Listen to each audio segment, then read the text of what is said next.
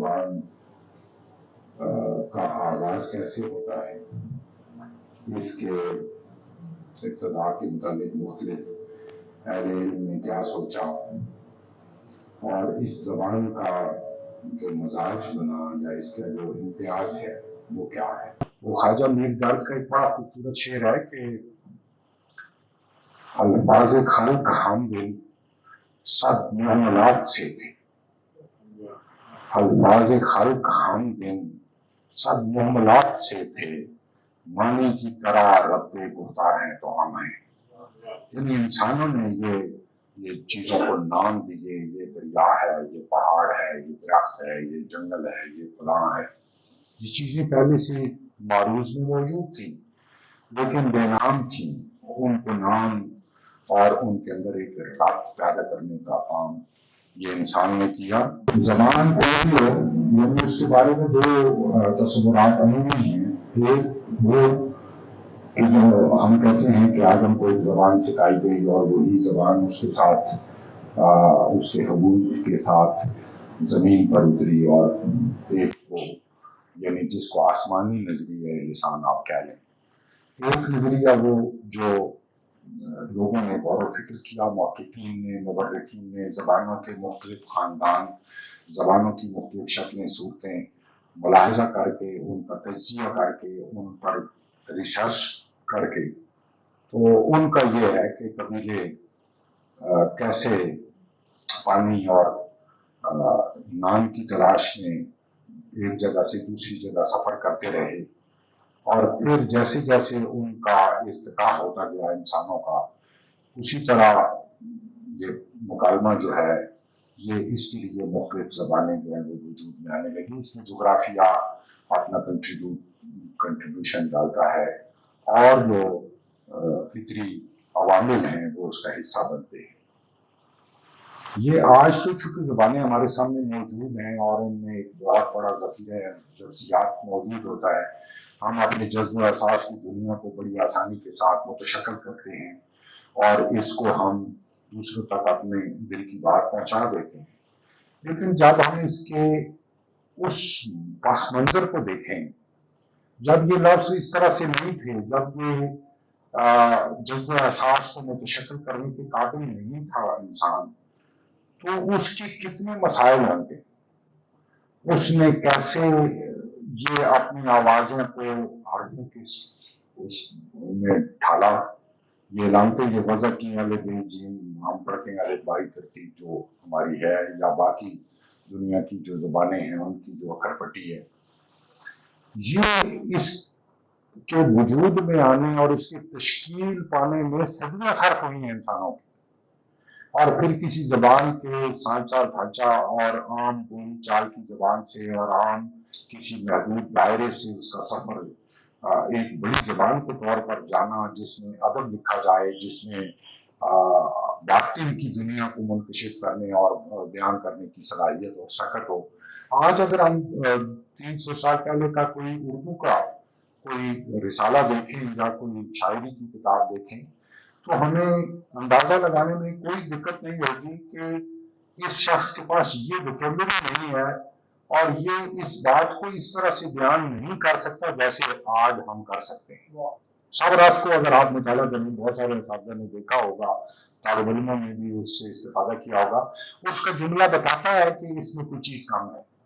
اور آج ہم نشاندہی کر سکتے ہیں کہ اس میں یہ چیز کم ہے، اس کی چین میں، اس کی تشکیل میں، اس کی جملہ سازی میں یہ کمی ہے۔ لیکن جس وقت وہ لکھی جا رہی تھی اس وقت زبان کا دامن ہی اتنا تنگ تھا، وہ اپنے آپ کا ایک روشن دماغ آدمی تھا،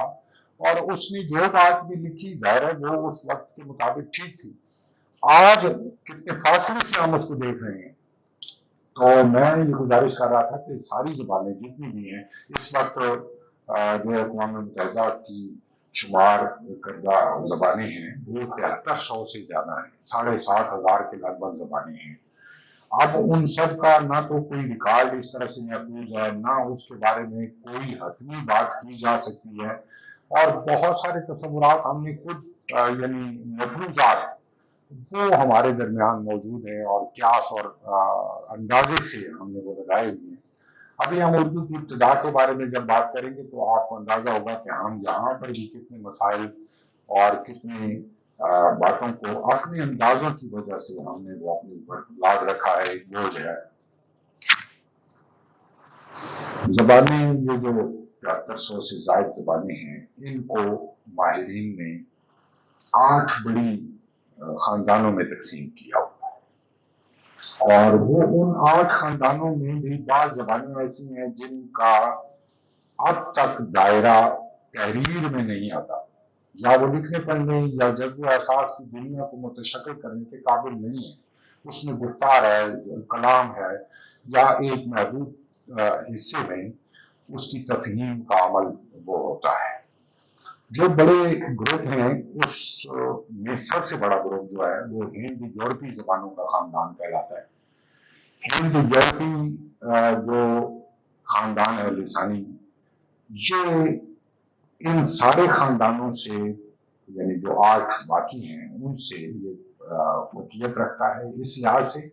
کہ جتنا بڑا کلاسیک یا جتنا بڑا عالمی ادب لکھا گیا وہ اسی کنبے سے وابستہ زبانوں میں لکھا گیا۔ یہ پاکستان، ہندوستان، افغانستان، نیپال، یہ یورپ کے بہت سارے ممالک اور دوسرے بر اعظموں تک اس کی رسائی یہ ہند یورپی جو خاندان ہے اس کی وہ موجود ہے۔ تو گویا یعنی اگر بنظر غائب دیکھا جائے تو ایک بڑا انسانی جو تخلیقی ورثہ ہے وہ اسی کنبے کی زبانوں کے ذریعے منظر عام پر آیا، اور اس نے اقوام عالم کو اور لوگوں کو ایک نئی روشنی وہ دی ہے۔ جو کنبے ہیں اس میں چینی وہ کنبا ہے زبانوں کا، وہ اپنی طرز میں ہے۔ افریقہ کی زبانیں ہیں وہ الگ کنبے سے تعلق رکھتی ہیں، امریکہ کی زبانیں ہیں وہ الگ کنبے سے ان کا تعلق ہے۔ کئی سامی زبانیں ہیں جیسے عربی ہے، یا اس کے ساتھ عبرانی ہے۔ آشوری زبان بھی اسی کنبے کی ایک اہم زبان کے طور پر جانی جاتی ہے۔ پھر ایک دراوڑی زبانوں کا ایک کنبا یا ایک گروہ، اس کی کچھ باقیات جو ہیں اب بھی ہندو پاکستان کے مختلف علاقوں میں، یا ہمارے امروہی یا براوی، اور وہاں پر ہندوستان میں بھی کئی زبانیں جو اس کنبے سے وابستہ ہیں موجود ہیں اور پڑھائی جا رہی ہیں، یا آج کا انسان ان میں مکالمہ کر رہا ہے۔ یہ جو ہندو پاکستان کی زبانیں ہیں جو دنیا کے باقی خطوں میں اس لحاظ سے یہ خطہ زیادہ زرخیز ہے کہ یہاں زبانوں کا تنوع زیادہ ہے۔ اس کی کچھ وجوہات ہیں۔ ایک تو یہ کہ یہ علاقہ ہر دور میں بہت زرخیز شمار ہوتا رہا، اور اقوام عالم کی نگاہیں اس کی اس زرخیزی اور اس کی اس جو دولت ہے اس پر مرکوز رہی، اور قافلے یہاں سفر کرتے رہے، لوگ آتے رہے، حملہ آور بھی آتے رہے، اور تالے آزما بھی اپنی اپنی لیاقت کے مطابق وہ یہاں سے اپنا حصہ وصول کرتے رہے اپنی اپنی قوت کے مطابق۔ یعنی مسلمانوں کے آنے سے بہت پہلے یعنی عربوں کے یہاں تجارتی روابط تھے، اور مالابار کے سواحل پر ان کا آنا جانا اور لین دین کے بہت سارے شواہد اور آثار جو ہیں وہ ہمیں دستیاب ہوتے ہیں۔ یہ جو زبانیں ہیں یہ یک میں ہی وجود میں آئیں۔ ظاہر ہے ابتدا میں بعض تصورات تو یہ بھی ہیں نا کہ وہ ایک زبان سے بہت ساری زبانیں نکلتی ہیں، اگرچہ اس مفروضے کو لسانیات کے ماہرین تسلیم نہیں کرتے کہ ایک زبان کیسے بہت سارے بچوں کو جنم دے سکتی ہے، لیکن ایک زبان دوسری زبان کے لیے ممد و معاون اور اس کی تقویت اور اس کے استحکام کا سبب ضرور بنتی ہے، اور دنیا کی بیشتر زبانیں ایک دوسرے سے قصب فیض اور ایک دوسرے سے اخذ و استفادہ کرتی دکھائی دیتی ہیں۔ میں سمجھتا ہوں کہ یہ جو زبان ہے وہ اس کی مثال ایک دریا کی سی ہے، جیسے جیسے ندی نالے اس میں شامل ہوتے رہتے ہیں اس کی روانی بڑھتی رہتی ہے، اور اس کا پانی جو ہے وہ اپنی منزل کی طرف، اپنے ہدف کی طرف پہنچتا ہے، اور جیسے جیسے وہ ندی نالوں کا سلسلہ رک جاتا ہے उसकी ज़बानें मुतासिर होने लगती है, और कई ज़बानें जिनके आज हम नाम सुनते हैं लेकिन उनके बोलने वाले दुनिया में नहीं हैं, उनके निशानात मिट चुके हैं, उनके आसार मिट चुके हैं, वो ज़बानें इस तरह की थी, और उसके असबाब व अवामिल मुख्तलिफ हैं। लेकिन बड़ा सबब यही है कि उसको दूसरी ज़बानों या बोलियों के साथ वो ताल्लुक नहीं था, इसीलिए उनके अंदर ये रुकावटें पैदा हुई। ये जो हमारा हिंद यूरोपी खानदान है, ये आगे मुख्तलिफ सूरतों में बटा हुआ है। मतलब हिंद ईरानी वो था सिलसिला, फिर उसके बाद हिंद आर्याई। जो हिंद आर्याई है, हमारा मकसूद ये है, चूंकि हमारी ज़बान का ताल्लुक माहिरीन लिसानियात ने इससे मिलाया है कि हमारी ज़बान उर्दू या बाकी हमारी कुछ ज़बानें वो हिंद आर्याई ज़बान से जुड़ी हुई ज़बानें हैं। अब ये सबसे पेचीदा, यानी लिसानियात की तारीख में या ज़बानों के इन खानदानों की तारीख में सबसे पेचीदा जो दौर या मरहला है वो यही है कि अक्सर बेशतर यानी एक नजरिए के तौर पर यह बात लॉन्च की गई कि जितनी भी हिंदो पाकिस्तान की ज़बानें और बोलियां हैं, ये संस्कृत के बच्चे हैं। ये वो तसव्वुर था जो हमारा जो इस्तेमार था उसका ये तसव्वुर था कि आर्यन वेस्ट एशिया से ईरान आए, ईरान से फिर वो काफिलों की शक्ल में वो हिंदुस्तान आते रहे, और उनकी ये जो आमद का सिलसिला है वो यकवक्त नहीं है, वक्फे वक्फे से मुख्तलिफ टोलियों में या मुख्तलिफ गुनाहों में वो यहाँ वारिद होते रहे। क्योंकि वो बहादुर थे, जंगजू थे, लड़ाका थे, इसलिए वो यहाँ की अकवाम को आगे की तरफ धकेलते गए। और आज जो मसलन द्राविड़ ज़बानें हैं या द्राविड़ी बाकियात हैं, वो हमें बिल्कुल जनूबी सवाहिल पर या जनूब की तरफ दिखाई देती हैं, बिल्कुल समंदर के करीब करीब। तो उन मवर्रिखीन का या उन माहिरीन का ये कहना है कि वो आर्या चूंकि बहुत मुतमद्दन भी थे, महज़ब भी थे और जंगजू भी थे, तो उनका असर जो है वो यहाँ की सारी ज़बानों पर पड़ा, और ये सारी ज़बानें जो हैं वो अपना वो वजूद बरकरार उस तरह से नहीं रख सकी, अपनी ताकत को उस तरह से बरकरार नहीं रख सकी। लेकिन इसमें दो तीन सवालात बहुत अहम हैं। एक ये कि जब आर्या यहाँ आए थे तो क्या यहाँ लोग रहते थे? अगर वो लोग रहते थे तो उनकी कोई ज़बानें थी। वो ज़ाहिर आशिक कबाइल भी यहाँ बहुत तारीख के कदीम अदवार से यहाँ मुतमक्किन थे। फिर द्राविड़ थे, और उनकी कई ज़बानें और कई बोलियां जो हैं वो यहाँ पर मौजूद थी। ये मोहनजोदाड़ो और हड़प्पा इनके कतबात अभी तक नहीं पढ़े जा सके, माहिरीन इस पर गौर फिक्र कर रहे हैं। अनुल कोटी हमारे एक बहुत अहम माहिर लिसान थे, उन्होंने कहा था कि ये गूंगी मोहरें एक वक्त आएगा ये बोलेंगी, और जब बोलेंगी तो फिर हमारे लिए जो नजरियात और तसव्वुरात और हम जो मुख्तलिफ तरह के शकूक शुबहात हैं हमारे, ये तब खत्म होंगे। ये मुमकिन नहीं है कि एक बाहर से आने वाली ताकतवर बेशक हो, लेकिन वो एक महदूद से अफराद पर मुश्तमिल लोग थे, गिरोह थे। उन गिरोहों ने यहाँ की बड़ी आबादियों को कैसे अपना हमनवा बना लिया, या उनकी अपनी ज़बानें ख़त्म हो गई और वो जो हमलावर थे या जो गिरोह आए थे उनकी ज़बानों को उन्होंने इख्तियार कर लिया। फिर संस्कृत के बारे में कि ये तसव्वुर तारीख के ज़रिए हमें मिलता है कि वो एक धर्म बोली या एक मजहबी ज़बान या एक पाकीज़ा ज़बान के तौर पर मुआशरे में मौजूद थी, और उसको सिर्फ ऊंची जात के जो ब्राह्मण थे या क्षत्रिय थे वो उसको बोलते थे। मरीज के या किसी शुगर के कान में उसका कोई लफ्ज पड़ जाता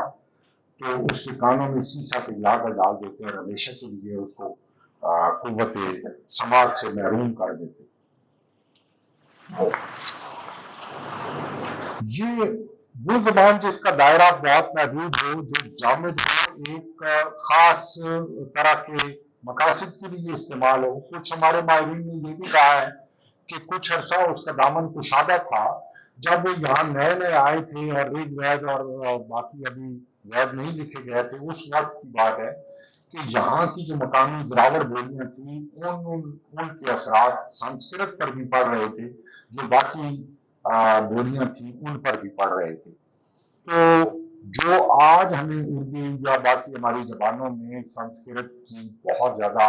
لفظیات دکھائی دیتی ہے، یا جس کی بنیاد پر ہم یہ کہتے ہیں کہ یہ سنسکرت سے نکلی ہے، وہ اس دور کا، یعنی بعض ماہرین نے اس دور کو نشان زد کیا ہے کہ اس دور میں یہ ساری زبانیں بننے کے مراحل میں تھیں، تشکیل کے مراحل میں تھیں، اور سنسکرت بھی اسی دور میں یعنی وارد ہوتی ہے، اور اس پر بھی وہ دراوڑی بولیوں کا اثر جو ہے وہ پڑنا شروع ہو گیا تھا، اور جو قربت آج ہمیں ان میں دکھائی دیتی ہے، اس کا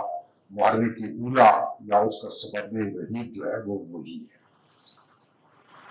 اب یہ ایک یعنی تصور گریسن نے linguistic survey of the India میں بہت ساری زبانوں پر زیادہ تحقیق دی ہے، مگر وہ چونکہ ایک انگریز افسر تھا اور لسانیات کی شد وہ مہارت رکھتا ہوگا، لیکن اتنی ساری زبانوں کو ایک ہی لاٹھی سے ہانکنا یہ درست نہیں تھا۔ وہ مختلف علاقوں یا مختلف ضلعوں کے ڈپٹی کمشنر یا اس وقت کے جو تحصیلدار یا اس دور کے محکمہ مال کے افسران تھے، ان کو ایک سرکولر آتا کہ تمہارے علاقے میں کون سی زبان بولی جاتی ہے، وہ کتنی قدیم ہے، اس کے بارے میں تفصیل بتاؤ اور اس کے کچھ نمونے بھیجو۔ تو وہ جو پٹواری یا مختلف علاقوں میں تحصیلدار یہ کام کرتے، اس کی کوئی کچی پکی رپورٹ جو ہے وہ بھیج دیتے تھے، اور وہ رپورٹیں اس کی بنیاد ہے۔ وہ جو 11-12 جلدوں میں لنگوسٹک سروے ہے، آپ اٹھا کر دیکھیں، اور جتنے ہمارے بے لسانی مسائل ہیں اس کی بنیاد وہاں سے کہ ہمیں گمراہ کر دیا گیا، چونکہ عوام الناس کو یہ معلوم نہیں ہوتا کہ ہماری زبان کتنی پرانی ہے۔ ہم تو زبان بول رہے ہیں، وہ اس کے ہم ایک اس سے فائدہ اٹھا رہے ہیں، لیکن اس کی قدامت کے بارے میں، وہ کب تشکیل پائی، اس نے کہاں جنم لیا، یہ باتیں ہمیں نہیں پتا۔ عوام الناس نے جو جیسے سنی تھی بات اپنے بزرگوں سے یا اپنے معاشرے سے، اس کو مینو آن دہرا دیا اور کچھ نمونے وہاں سے اکٹھے کر کے وہاں بھجوا دیے گئے، جو گریوسن کی اس کتاب کا حصہ بن گئے۔ تو یہ ایک استعمار کا چونکہ یہ تصور تھا، اس لیے اس کو رواج دیا گیا، اور باقی بعد کے آنے والے ماہرین اکثر و بیشتر اسی نظریے کی پاسداری کرتے ہیں۔ انوراگ فریکوٹی یا ڈاکٹر وزیر اعظم یا سہیل بخاری یا اس طرح کے کچھ چند لوگ ہیں جو بعد میں سوال اٹھائے، محمد آصف خان ہیں، انہوں نے یہ کہا کہ کیا ایک جامد زبان کس طرح سے اتنی ساری زبانوں کو جنم دے سکتی ہے، یہ سوال تھا۔ دوسرا سوال یہ تھا کہ جو ان زبانوں کی قواعد ہے وہ سنسکرت سے اصولی طور پر مختلف ہے، یعنی جو لفظیات کی ساز ہوتی ہے یا لفظیات کا ایک دوسرے سے لین دین ہے، یہ ساری زبانوں میں ہے۔ اب ہمارے پاس کتنے انگریزی کے لفظ ہمارے ذخیرے میں شامل ہیں، ترکی کے لفظ ہیں، عربی کے لفظ ہیں۔ عربی ایک الگ کنبے کی زبان ہے، یعنی ایک ثانی کنبہ بالکل الگ ہے ہمارے خاندان سے، لسانی خاندان سے۔ اس کے باوجود یعنی اردو میں عربی الفاظ کی تعداد تو شاید گنی نہ جا سکے، لیکن وہ 30-40% سے بھی زیادہ ہوگی، اس لیے کہ مسلمانوں کی زبان کے طور پر وہ عربی مسلمانوں کے ساتھ سفر کرتی ہوئی آئی، پھر یہاں پر اسلام کے فروغ میں صوفیاء نے یا علماء نے یا ہمارے لکھنے پڑھنے والوں نے جو حصہ ڈالا، ظاہر ہے وہ اسلامی لفظیات اور تعلیمات جو ہیں وہ عام ہوئی، تو یقیناً یہ آگے بڑھا سلسلہ۔ یہ جہاں سے ہماری زبانیں آغاز ہوتی ہیں، اس سے پہلے دو اس کے پڑاؤ آپ کہہ لیں۔ ایک آرین جب آئے، یہ تقریباً کوئی 3,500 سال بنتے ہیں، 4,000 سال آپ کہہ لیں کہ 1500 کاف مین میں وہ ہندوستان پہنچے۔ پہلے وہ 1000 سال ایران میں رہے، اس کے بعد یعنی 1500 کاف مین میں ان کا یہاں آنا شروع ہوا، اور وہ وقتاً فوقتاً یہاں آتے رہے. تو جو پہلا اس کا دور ہے اس دور میں بہت ساری پراکرتیں جو ہے وجود میں ہیں. پراکرت کا مطلب ہوتا ہے گری پڑی بولی، عوام الناس کی زبانیں. سنس کا مطلب اچھا، بلند، اونچا، متبرک. کرت کے معنی بولی، زبان. تو سنسکرت وہ چونکہ اس کو ایک تقدس حاصل تھا، اس کو ایک خاص طرح کے طبقے کی حمایت حاصل تھی، اس لیے وہ بلند بولی کے طور پر، ایک بڑی بولی کے طور پر وہ اس کو کیا گیا. جو چھوٹی چھوٹی زبانیں تھیں یہ مختلف علاقوں سے اپنی شناخت پاتی تھی اور ان کے مختلف نام تھے. کوئی شیرسینی کہلاتی تھی، کوئی ماگدی کہلاتی تھی، کوئی ارد ماگدی تھی، کوئی مہاراشٹری تھی. اس طرح کے چھوٹے چھوٹے خطوں میں ان بولیوں کا چلن تھا اور یہ وہاں لوگوں کے درمیان مکالمے اور گفتگو کا ایک ذریعہ تھا. اور ان میں کوئی لکھت پڑھت یا کوئی ادبی اور تخلیقی کام ان میں اس طرح سے نہیں ہو رہا. سنسکرت کو ایک باقاعدہ چھوٹی زبان تھی اور اس کو ایک سرکاری ایک طرح سے سرپرستی حاصل تھی، اس لیے اس میں تو لٹریچر بھی لکھا جا رہا تھا اور اس میں مختلف طرح کی کتابیں جو ہیں وہ بھی تخلیق ہو رہی تھی. لیکن یہ باقی جو بولیاں تھیں ان کا دائرہ ایک تو محدود تھا، دوسرا یہ کہ یہ ابھی اس قوت اور اس ثروت سے محروم تھی جو کسی جذب و احساس کی دنیا کو متشکل کرنے پر جو قادر ہوتا ہے. اب وہ جو پراکرتی تھی وہ پھر بعد میں بھرنش کے روپ میں، یہ بھرنش بعض لوگ اس کو پڑھتے ہیں، درست تلفظ اس کا بھرنش، اپبھرنش بھی سنسکرت کے مقابلے میں عوامی بولنے کے لیے یہ بھی بہت ساری تھی. جس طرح پہلے پراکرتک بہت ساری تھی، اپبھرنشی بھی بہت زیادہ تھی اور ان کا دائرہ کار بھی اسی طرح تھا. اور وہی علاقے جو پہلے پراکرتوں کی اس ذیل میں تھے اب وہ اپبھرنشوں کی ذیل میں آنے لگے. اور اس میں ایک جو شورسین ہے وہ اپنے قد و قامت میں یا اپنی توانائی اور ثروت میں باقی اپبھرنشوں سے، باقی بولیوں سے نسبتاً کشادہ تھی. اور ہماری جو زبان ہے اس کا بہت یعنی ڈائریکٹ تعلق جو ہے وہ اسی سے بنتا ہے. ہمارے محققین اور ہمارے لسانیات کے ماہرین مختلف جو نظریات انہوں نے پیش کیے ہیں اس سب کو اگر ہم سم کریں اور اس کو ہم اکٹھا کر لیں تو وہ اس کا تعلق شورسینی سے جا کر بن جائے گا. کیونکہ جو ویدک بولیوں کی بات کرتے ہیں وہ بھی پراکرتوں کی ذیل سے ہو کر آتی ہیں. جو کھڑی بولی کی بات کرتے ہیں، جو ہریانوی کی بات کرتے ہیں، جو پنجابی اور پنجاب کے خطے کو اردو کا مولد و منشا سمجھتے ہیں، جو لوگ سندھی کو اس کا مولد و منشا سمجھتے ہیں، اور باقی زبانوں کے حوالے سے جن لوگوں نے داد تحقیق دی ہے اپنے اپنے زاویہ نگاہ سے، ان سب کو اگر ہم ملا جلا کر دیکھیں، حافظ محمود شیرانی سے قبل صرف ایک ہمارے سامنے محقق آتے ہیں وہ نصیر الدین ہاشمی، جنہوں نے یہ ایک کتاب باقاعدہ لکھی دکن میں اردو، اور اس میں انہوں نے یہ دعویٰ نہیں کیا. آپ اگر اس کو ایک طالب علم کی حیثیت سے دیکھیں تو اس میں بہت سارے شرائط اکٹھے کیے ہیں انہوں نے کہ ایک زبان کیسے مضبوط بنتی ہے، زبان کیسے اپنے تشکیلی مراحل طے کرتی ہے. لیکن یہ کہ کوئی دعویٰ نہیں تھا کہ وہ یہیں سے وہ پیدا ہوئی اور یہیں کے ماحول نے اس کو جنم دیا. وہ اس بات کے قائل ہیں کہ چونکہ لشکر مسلمانوں کے دلی سے آئے ہیں اور دلی سے آنے سے پیشتر وہ پنجاب سے دلی آئے ہیں تو یقیناً وہاں کے علاقوں کی بو باس اور رنگ و آہنگ اس کی خمیر یا اس کے مکالمے میں شامل ہو. اس کے بعد یعنی جب یہ کتاب اقبال تک پہنچی اور اقبال نے اس کا مطالعہ کیا اور ایک خط میں لکھا کہ پنجاب میں بھی کچھ اس طرح کا مثالہ موجود ہے، اگر محقق اس طرف بھی کوئی توجہ دے تو یقیناً اس کو بھی کچھ کام کی باتیں ملیں گی. اور پھر 1928 میں یہ اقبال نے کوئی 1925-24 میں یہ خط لکھا اور 1928 میں ہمارے تحقیق کا ایک بہت بڑا استاد हाफिज महमूद शेरानी, उन्होंने पंजाब में उर्दू के नाम से एक बहुत शानदार किताब लिखी। उससे बाद में बहुत सारे लोगों ने इख्तलाफ भी किया और बहुत सारे लोग उसके हमनवा भी हैं और अब भी हैं। असल बात यह है कि हाफिज साहब को कोई ऐसा दावा करने की वो नहीं थी, वो एक मौक़िफ़ था और उसने अपने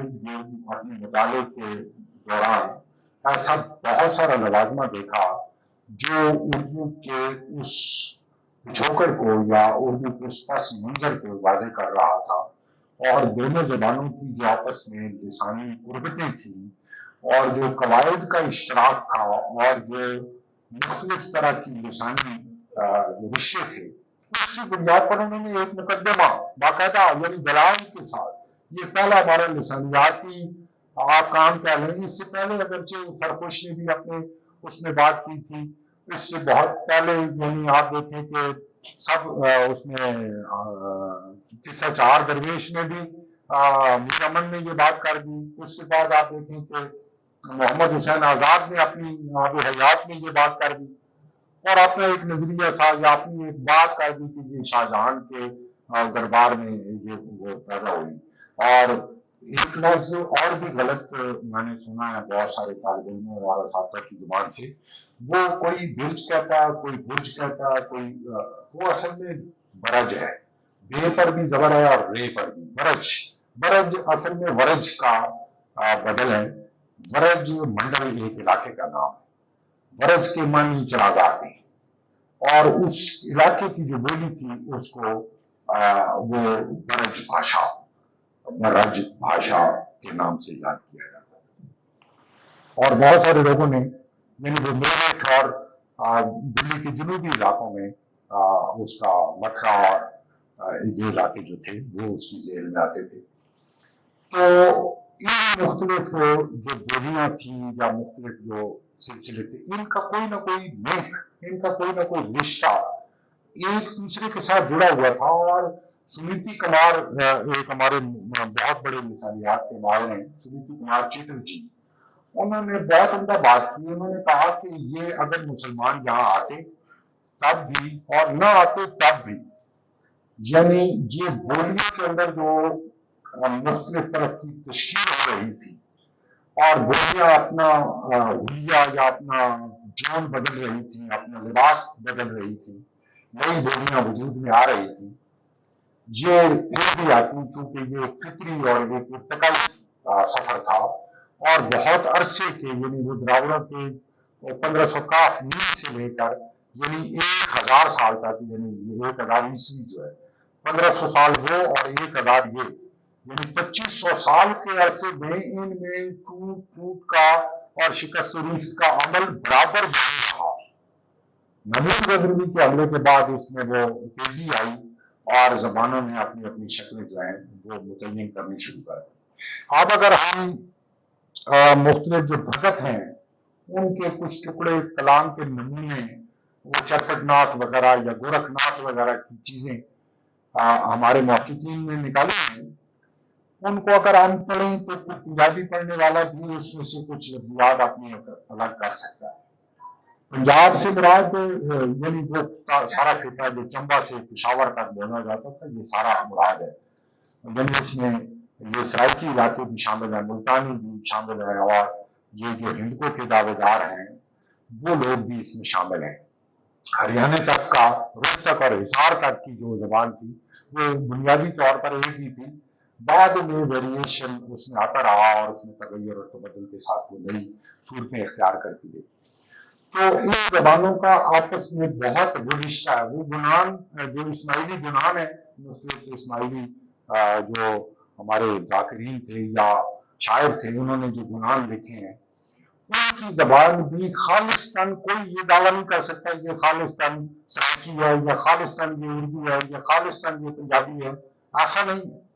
उसमें भी यानी हर एक अपना हिस्सा अलग कर सकते। और यही हरियाणवी का अगर कोई नमूना आपके सामने आए पुराना, खास तौर पर वो नमूने मुख्तलिफ असातिज़ा ने अपनी किताबों में, तारीख की मुख्तलिफ किताबों में नकल किए हैं। اور بعض ہمارے وہ جو سبزواری صاحب ہیں احمد سبزواری، انہوں نے 7ویں صدی سے اردو کا جو سفر شروع کیا ہے وہ اسی طرح کی چیزوں پر، یعنی یہ جن نعتوں کا میں نے ذکر کیا، گورکھ ناتھ، چرپٹ ناتھ، یا اس طرح کے وہ 8-10 نعت ہیں جن کے کلام کے نمونے مختلف لوگوں نے یکجا کیے ہیں، یا اور جو اس طرح کی ابتدائی شکل و صورتیں ہیں، اس میں کوئی ویدک زبان کا اثر ہے، اس میں کوئی پالی کی بعض چیزیں ہیں۔ پالی بھی پراکرت کی ایک صورت تھی، اور جس کو بعد میں یہاں پذیرائی مل گئی ٹیکسلا میں، اور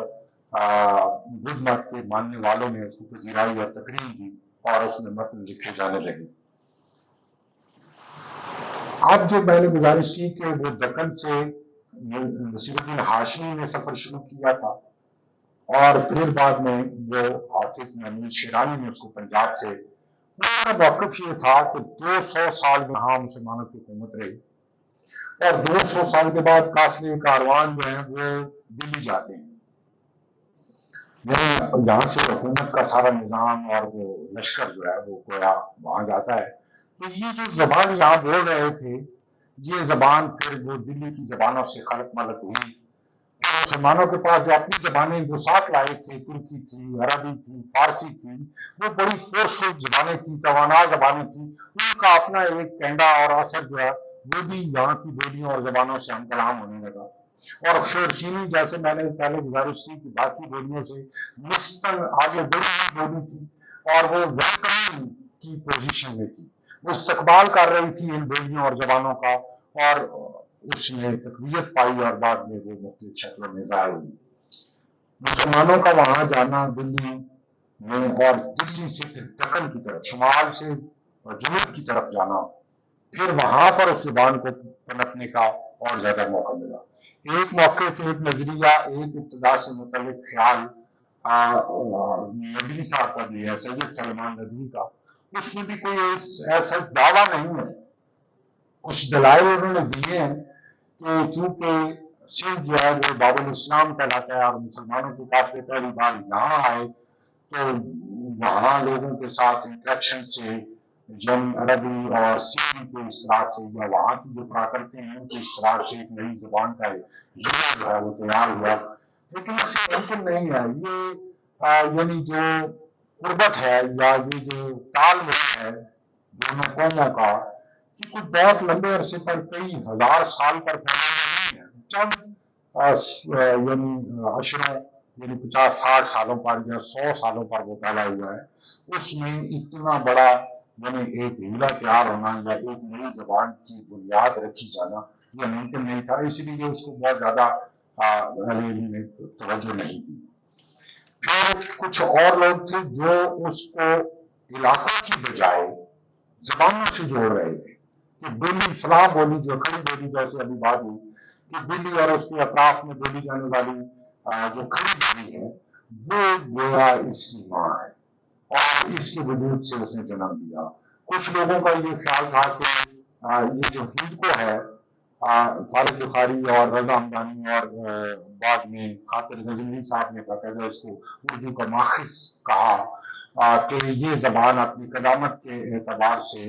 ان ساری پراکرتوں سے قدیمی ہے، اور اس میں وہ تمام رنگ و آہنگ موجود ہے، اور اس میں قواعد کی بہت زیادہ یعنی